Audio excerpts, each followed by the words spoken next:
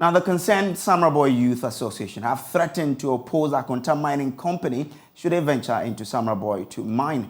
The group is warning that they will not watch their community continuously be exploited by individuals for their personal gains to the detriment of the people. According to them, they have pegged indication that the Akonta Mining Company and 3 other companies that are engaged in illegal mining are still planning to continue their illegality despite resistance from the community. These were reviewed at a press conference the group held in Samraboy. My colleague Richard Kojo joins me on Zoom with details of the statement they released at the presser. Kojo, you have the statement. What are the issues that they are raising? They say that the shooting incident, which left several homes destroyed, has not seen or had justice. And farmers whose lands were wiped out haven't seen justice, likewise the youth who got shot. And their intelligence indicates that the unscrupulous activities which are aimed at making their community a ghost town with their life and well. Akonta Mining and its compatriots are also around and will set off to invade the Tano Nimri Forest Reserve on the 4th of this month.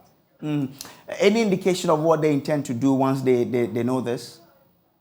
So to the Akonta Mining, it is their hope that all the people of Samraboy are ready to face them squarely anytime they make any attempt to step into the forest to mine. The people of Samraboy, according to them, will not at any time allow those greedy ones to set their community on fire. And Samraboy youth and the entire community are never against mining, but are against illegal mining, such as the operations of Akonta Mining and others. And according to the coordinator on the notice of application for Akonta Mining, part of the Samatex company's factory, half of the Tano Nimri Forest, River Tano, cocoa farms, residential or human settlements are being given out as concessions, which they find disturbing. Are there any other issues they brought up aside that? They say that the roads in and around Samraboy have been left in a deplorable state for far too long. An attempt to bring the attention of the state too has proven futile. And Samraboy has, over the past 5 years, left the cocoa production in the country, yet they do not benefit from any of the cocoa roads contracted or contract that are awarded.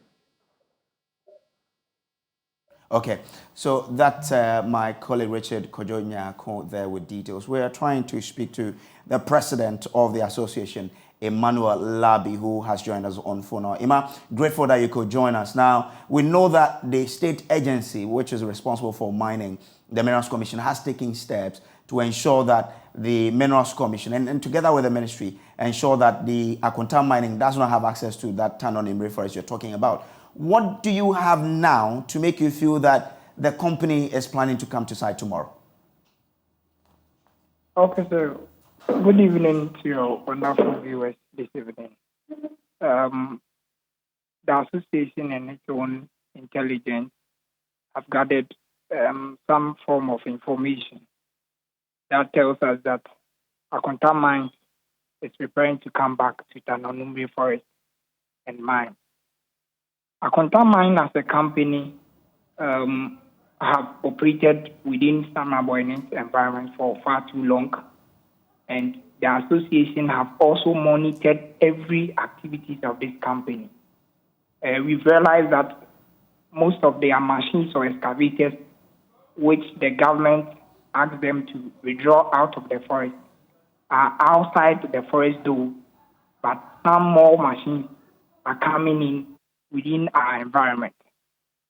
And so we know that as an association, we want to come out to the ruling government or the government in power to call Akonta back to the rightful means, because we realize that if we don't get this out, since they are still operating within the off-reserve, they are likely to go back to the forest reserve. That is why we need authorities to act fast, because it's the same intelligence that we picked some months ago, and we realized Akonta had the opportunity to mine within the Tano Nimri Forest. Well, but if you are seeing machinery in the area, a lot of companies are operating in there with those machineries. Why are you pointing out only to Akonta Mining to say that those machineries are their own, and therefore if you don't raise the red flag, they are likely to enter the forest? Thank you very much. We knew it is not only Akonta Mines as a company working within Samraboy environment. But realize that if you look at the press statement, it is not, we are only not citing only a contaminant. The other company who, according to the Minerals Commission, the Minerals Commission has actually released a paper to the community indicating a publication or notice of pending applications for minerals rights in accordance with LI 2176, trying to indicate that the following companies have mining rights to work within Samamboy and its environment. Now, if you look at the document, realize that all the coordinate that is found on this document is telling us that the location or the exact point where Akonta mine and other mining companies are about to work is going back to the Tanonume Forest. The river tunnel is also part of these locations where these companies are being given permit to come back and mine. So it's a worrying to us because Minerals Commission and the Forestry Commission bear with us that mining in a forest reserve is illegal. So why does this document also come out to the public that they are giving a publication or notice of pending application? It becomes a worry because if Minerals Commission itself and the Forestry Commission speaks against people or any company or any individual who is willing to mine within a forest reserve or a river body, then it should be a red flag to the whole country and the world at large. Okay, all right. But this statement you're talking about, as far as I know, was released in September. Why is it still relevant to this discourse?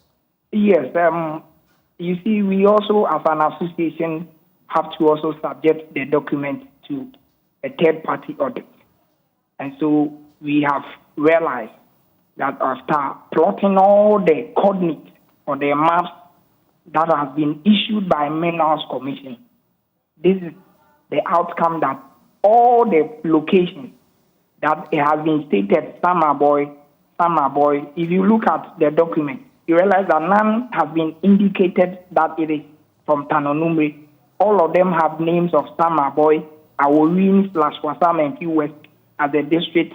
Localities are Aworin, but the exact point are residential areas where people are living. Exact point are factories where the Samate Timber Plywood Company, who is a timber firm working within the Samaboy area, is working. Okay. So realize that the exact locations on the maps are not a true reflection on the coordinate that we find on the map. That is why we are reading a red flag as it stands now. Okay, grateful that you could join us. Emmanuel Labi is the president of the concerned Samrabo Youth Association. Now, moving on to other stories. The old vandals of the Commonwealth Hall of the University of Ghana have given the university management a one-week ultimatum to rescind its decision to expel continuing students from the Commonwealth and Mensa Saba halls or face their wrath. The old vandals converged on the university campus on Tuesday morning to share some solidarity with current students against what they described as university's management victimization of students for management's inability to maintain security during Hall Week celebrations. It will be recalled that investigations were initiated into some clashes between Commonwealth and Mensa Saba halls during one of the Hall Week celebrations in August last year.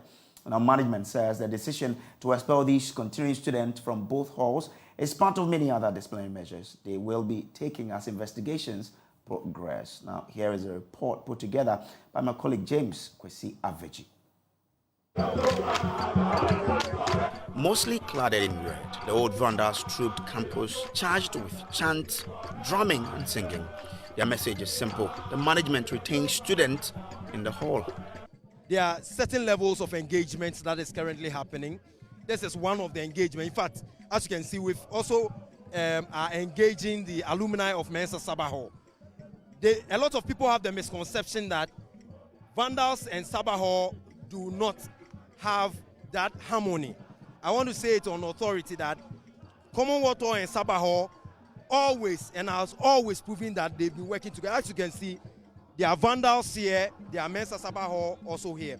Now, the university authority even though we have old vandals that are engaging some of the key stakeholders, we are giving them, by the end of this week, to rescind their decision, because we believe that it's a knee-jerk approach. The old vandals say this decision is crucial in upholding the tradition of the Commonwealth Hall.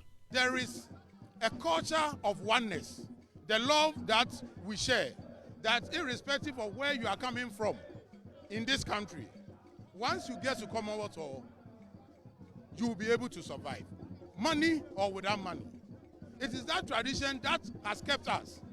Whether you have money, you don't have money, you will succeed in Commonwealth. And there are so many examples of people who came here with nothing, who have made a mark in this country. And it is that passion that will make somebody travel from Bolgatanga and will want to come and be part, that his voice will be counted. So we are here to support the university in all their legitimate endeavors. We will support them. And history of this war have taught us that we have demonstrated much love than any other alumni body in the university. In a recent communique issued by the university, management took the decision to expel all continuing students from both Commonwealth and Mensa Saba halls except female student of Mensa Saba Hall, level 100, and graduate student of both halls. But the old vandals say management cannot be implementing the outcome of an investigation they are yet to make public. The hall. Let me take you to the Constitution of Ghana. Reference your mind to Article 296 of the Ghana Constitution. What the Constitution says is that any person vested with power that is discretionary must not exercise this in a capricious manner. You have to be fair, you have to be candid. Look, in August 2022, it is alleged that there was a clash between students from Commonwealth and students from Saba Hall. And the university, within their wisdom, set up an investigative committee. Now, the text of reference of the committee was to come up with findings and, if possible, find people culpable for that complicity. As we speak today, nobody knows who were complicit, who are the wrongdoers. And in the words of the Pro-Vice Chancellor of the University of Ghana, he said that Commonwealth and Saba cannot go with the JC election because what if a criminal gets elected? The same logical reasoning is that what if a criminal doesn't get elected? So the point we are making is that, one, you don't visit the sins of a father on an innocent son.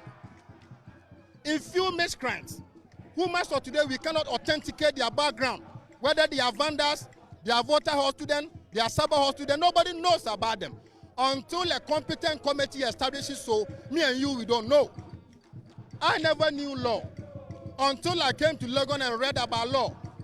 And in criminal proceedings, two things must be established. You must establish autus rea mens rea, what is the action and the intention. We all know the action that was, but what was the intention behind? And who are the people involved?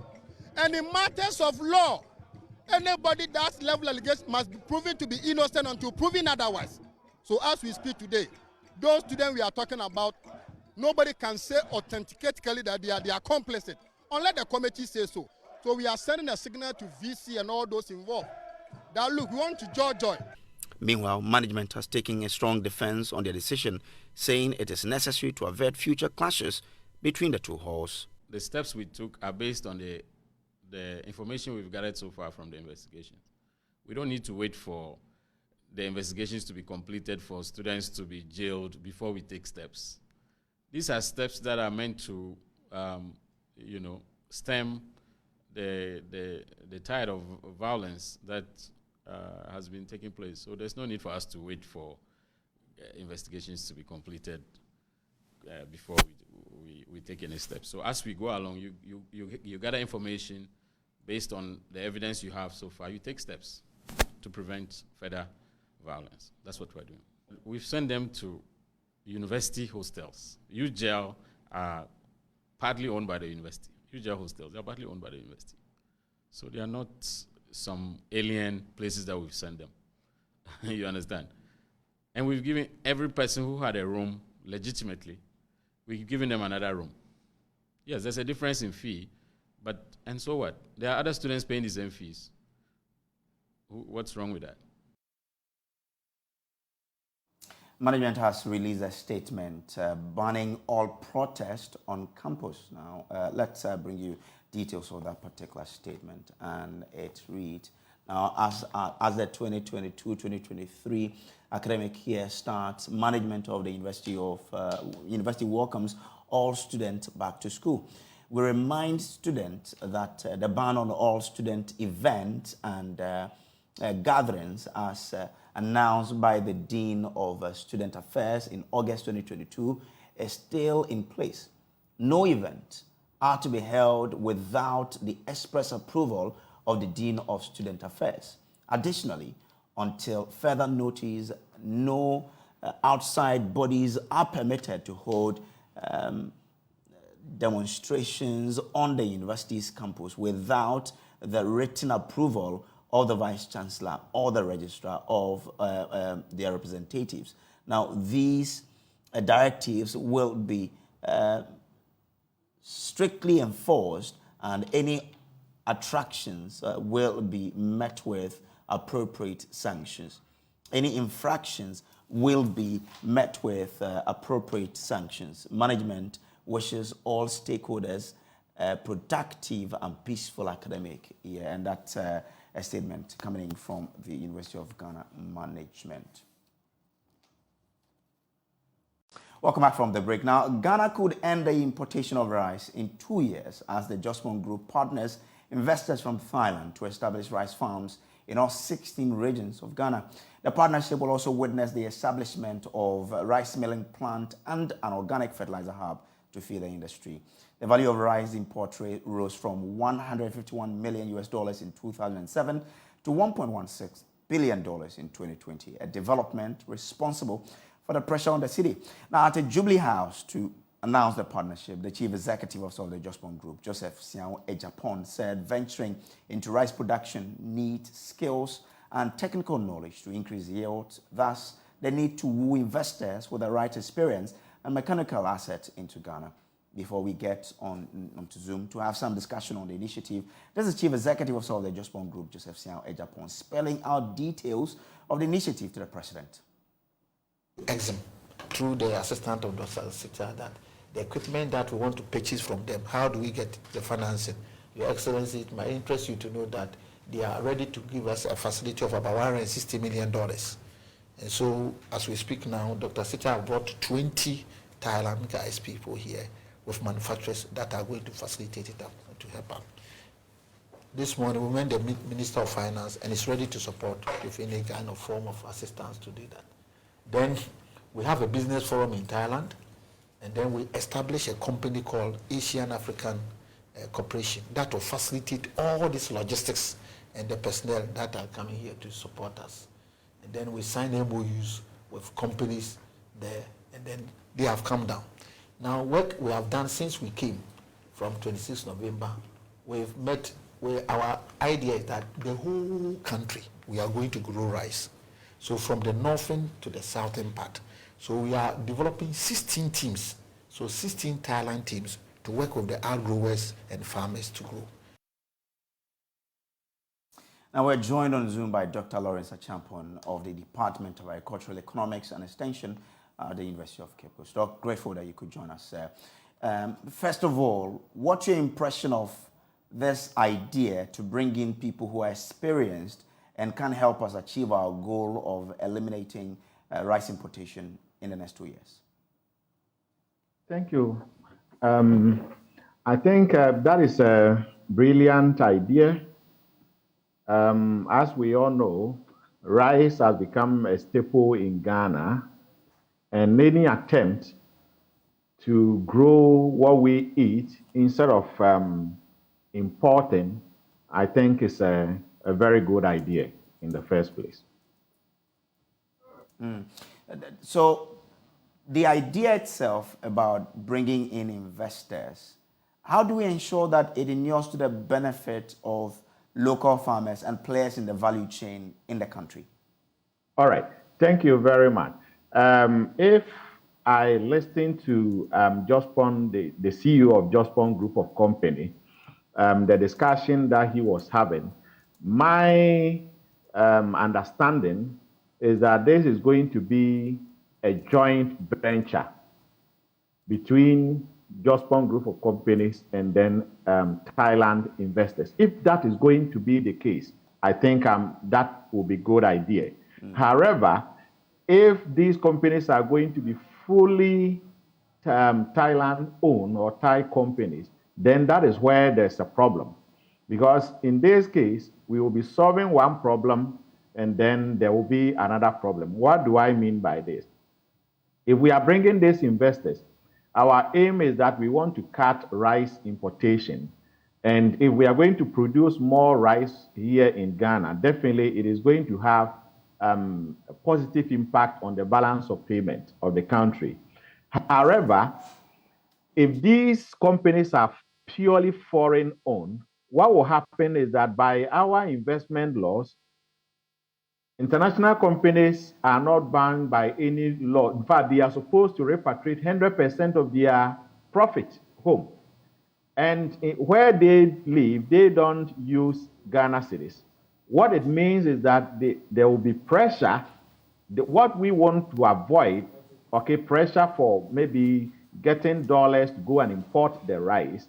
This time around, the rice will be produced, but the investors will now have to exchange their money into dollars and then repatriate these profits back home. So if we want to benefit, then we need to look at this partnership and probably try to see our investment law and see how it is going to be such that these companies won't be allowed to repatriate their full 100% profit, probably 70 or even 60%, so that the remaining will be here. If not, in the long run, the pressure on the city that we are trying to avoid won't happen. And as I initially said, if it is going to be a partnership between the Jospon Group of companies and then these Thai companies, that one we are sure that the part of the profit that is in lieu to Jospon Group of companies as a Ghanaian company is going to be with us. But I will also say that in order not to, because as we speak, we already have some rice processing plants across the country. Probably we should try to woo these ones also into the agreement so that they all become part of the partnership. And if that happens and we have more Ghanaian in this partnership, probably owning the majority shares in these companies, then Ghana is in to reap a lot from it. But if the foreign companies are going to have much on, then I don't think that will really help us as a country. Doc, I'm grateful that you could find time to join us. Dr. Lawrence Achampon is a lecturer at the Department of Agricultural Economics and Extension at the University of Cape Coast. Now, moving on to other stories. Fire has destroyed the mini park printing press at Kokoblemle, the suburb of Accra. It's unclear what sparked the blaze, but eyewitnesses say they called in the fire service to intervene after they saw smoke emanating from the building earlier today.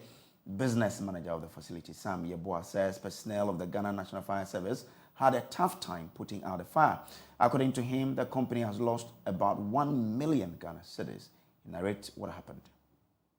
Sam Yeboah, the business manager of Mini Park Press. When I got a call from my computer man at 3 o'clock saying that the place is on fire. So I picked taxi to come and met fire service people who have almost put the light off. At the time I came, they've already done what they were supposed to do.